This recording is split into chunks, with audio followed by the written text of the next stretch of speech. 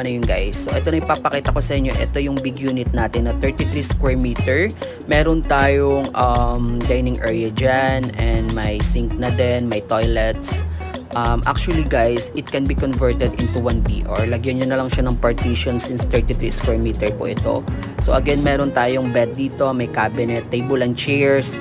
So mamimili na lang kayo ng beds na gusto nyo.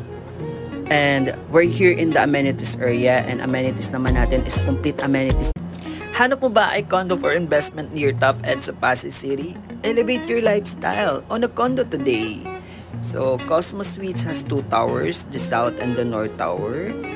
And this will be the main entrance of the building and the lobby itself. So ngayon nandito tayo sa south tower since nandito yung dressed up unit natin. So later papakita ko sa inyo. So low rise lang tayo dito kay Cosmo guys. Meron tayong 4 na elevator per tower. Kinaganda dito is 5